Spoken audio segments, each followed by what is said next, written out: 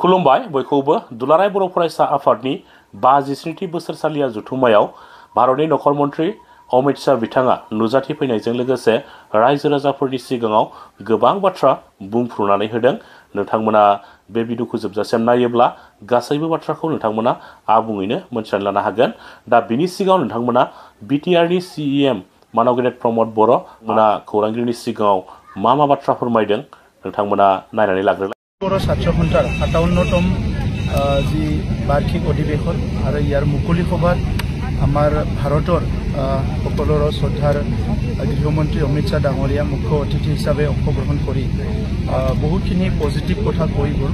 ব্যক্তিগত জীৱনত আৰু সমাজখন সকলো দিশৰ পৰা আগুৱাই নিয়াৰ যিবিলাক প্ৰয়োজন বিষয় আছে সেই বিষয়বিলাকত অমিত শাহ ডাঙৰীয়া খুব সিৰিয়াছলি কথাবিলাক কৈ গৈছে। তেখেতে বাথু ধৰ্মৰ পৰা আদি কৰি আমাৰ শিক্ষা দীক্ষা আমাৰ সংস্থাপন সকলো বিষয়তে তেখেতে টাচ কৰি কথাখিনি কৈ গৈছে। আৰু আজিৰ যিটো ঘোষণা এইটো সঁচাকৈ আমি বড়োলেণ্ডবাসী আৰু বড়োসকলে আমাৰ গৃহমন্ত্ৰী ডাঙৰীয়াক শলাগ ল'ব লাগিব, ধন্যবাদ দিব লাগিব যে বডোফা উপেন্দ্ৰনাথ ব্ৰহ্মৰ নামত আমাৰ যি নেশ্যনেল কেপিটেল ভাৰতৰ ৰাজধানীত এটা ৰাস্তা ডেডিকেটেড কৰিছে তেখেতৰ নামত, আৰু ইয়াৰ কাৰণে মই ধন্যবাদ জনাইছোঁ। আৰু বিটিআৰ ৰেকৰ্ডৰ যিখিনি ৰিমেইনিং পাৰ্ট, যিখিনি আমাৰ কেছ উইথড্ৰ কৰা NIA কেছ বা বাকীখিনি যিখিনি ৰিমেইনিং পাৰ্ট এইটো অতি শীঘ্ৰে তেখেতে সমাধান কৰিম বুলি কৈ গৈছে। গতিকে নিখিল বড়ো ছাত্ৰ সন্থা জাতীয় সংগঠন হিচাপে দীঘলীয়া সময় জাতীয় সংগ্ৰাম কৰিছে আৰু জাতীয় সমস্যাবিলাক সমাধান হোৱাটো সদায় বিচাৰে, আমিও বিচাৰোঁ। আৰু সেইকাৰণে আজিৰ যি মুকলি সভা এইটো সকলো দিশৰ পৰা সফল হ'ল বুলি মই ক'ব বিচাৰোঁ। আৰু অইনপিনেদি মুখ্যমন্ত্ৰী ডাঙৰীয়া আজি উপস্থিত থাকি বহুতখিনি কথা কৈ গ'ল। ইয়াৰ ভিতৰত তেখেতেও বডোফাৰ যিটো মৃত্যু দিৱস 1 মে এইটো ৰাজ্যিক পৰ্যায়ত পালন কৰাৰ কথা ক'লে, আৰু বাকী যিখিনি আমাৰ অঞ্চলৰ লগত সংলগ্ন হৈ থকা ইছ্যুবিলাক সমাধান কৰাৰ কাৰণে কথা দিলে। আগত মুখ্যমন্ত্ৰী ডাঙৰীয়াই বহুতখিনি কাম কৰিলে। গতিকে মই আশা কৰোঁ আহি থকা দিনটো বড়োলেণ্ডৰ কাৰণে এটা ভাল দিন আহি আছে, যিটো প্ৰধানমন্ত্ৰী ডাঙৰীয়াই 2014 চনত কৈছিলে আচ্ছে দিন আনে ৱালে হে, আৰু বড়োলেণ্ডত আজি সেই আচ্ছে দিন আহিছে, এইটো আমি চবেই অনুভৱ কৰিছোঁ।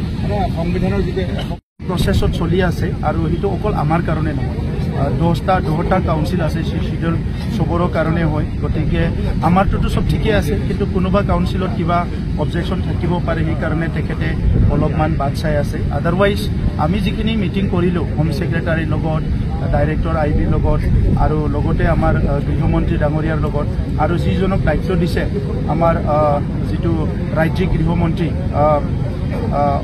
ভাৰতৰ नित्यानंद राय डांगरिया ये सब कोठाटे पॉजिटिव चली है।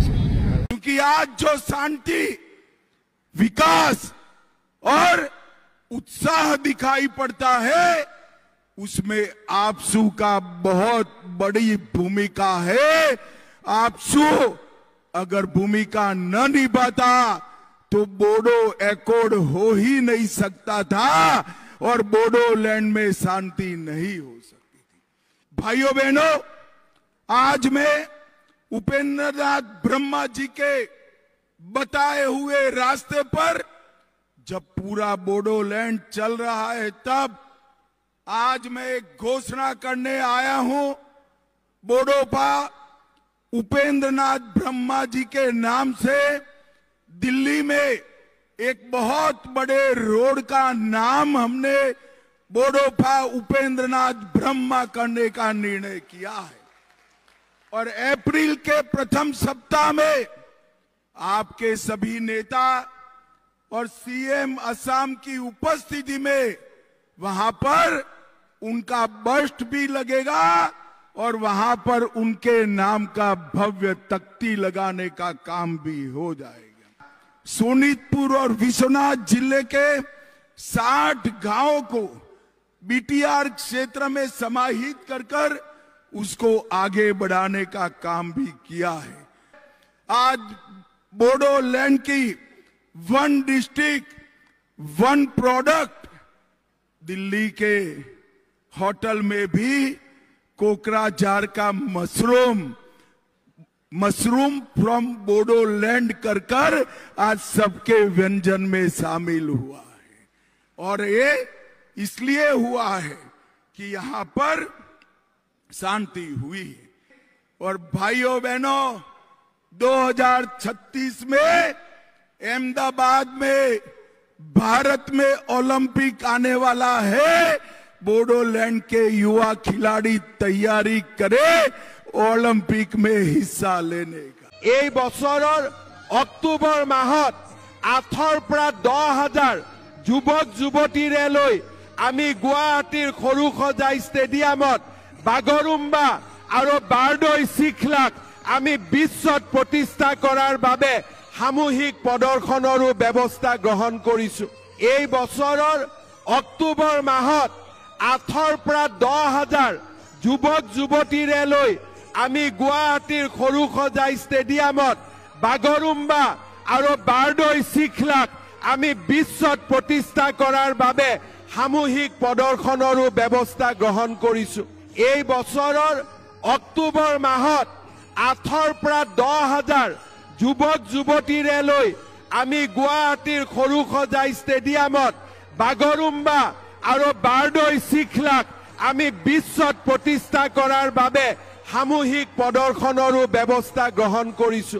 এই বছৰৰ অক্টোবৰ মাহত 8ৰ পৰা 10,000 যুৱক যুৱতীৰে লৈ আমি গুৱাহাটীৰ সৰুসজাই ষ্টেডিয়ামত বাগৰুম্বা আৰু বাৰদৈ চিখলাক আমি বিশ্বত প্ৰতিষ্ঠা কৰাৰ বাবে সামূহিক প্ৰদৰ্শনৰো ব্যৱস্থা গ্ৰহণ কৰিছো। এই বছৰৰ অক্টোবৰ মাহত 8ৰ পৰা 10,000 যুৱক যুৱতীৰে লৈ আমি গুৱাহাটীৰ সৰুসজাই ষ্টেডিয়ামত বাগৰুম্বা আৰু বাৰদৈ চিখলাক আমি বিশ্বত প্ৰতিষ্ঠা কৰাৰ বাবে সামূহিক প্ৰদৰ্শনৰো ব্যৱস্থা গ্ৰহণ কৰিছো।